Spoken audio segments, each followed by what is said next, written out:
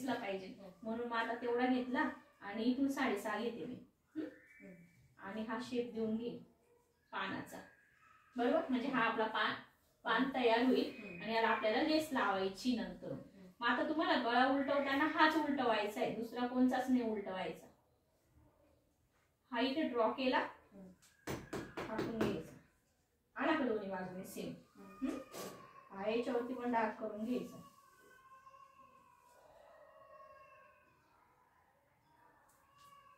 आता हा उलटून घ्या याच्यावरती, असं ठेवा, असा ठेवायचा, असा असा आणि असा उलटून घ्या.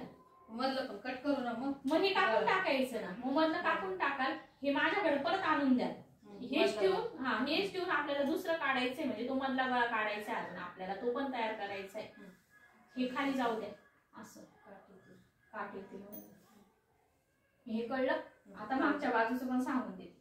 मागच्या बाजूला काय करायचं, तिला काच बटन हुप्पटी टाकणार आहे का हे असं टाकून देणार. हा बरं ठीक आहे.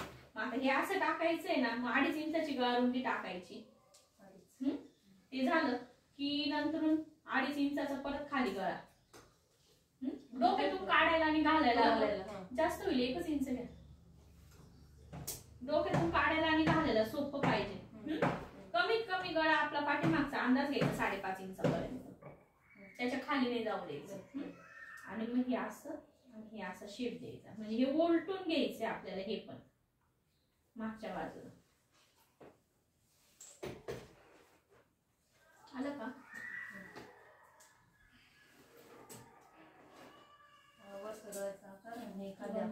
असंच करून हे सोपं.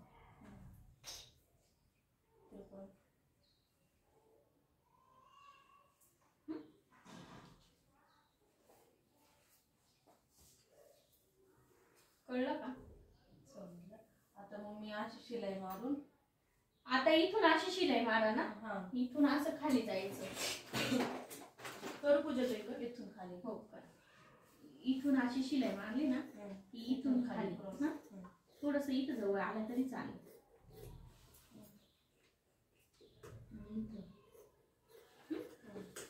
फक्त इथं घोळ नको पडू दे बरं का. सिंगल अशी अशी म्हणजे तो नॉच देता येईल व्यवस्थित. तसं घोळ नाही पाडायचा. आता काय काय पोरींचं काय असं धष्टपुष्ट राहतात, म्हणून त्यांना काय करायचं, असा गोल गळा टाकून घ्यायचा. आणि जसं मधून कट करायचं, काच बटन आणि हुकपट्टी जशी ब्लाऊजला करतो ना आपण, सेम तशी काच बटन आणि हुकपट्टी टाकायची. म्हणजे मग ते काढायला आणि घालायला आणि टाकायला पण सोपं जातं. आणि चैनीचं पण तसंच आहे ना. चैनीचं पण तसंच. चैनीचं ना मग हे असं केलं ना की इकडचा भाग आणि इकडचा भाग उलटून घ्यायचा आणि मग वरतून चैन लावायची. ते एकावर एक ओव्हरलॅप करून लावावी लागते चैन. चालू घ्या. मग आता हे एवढं करून घ्या.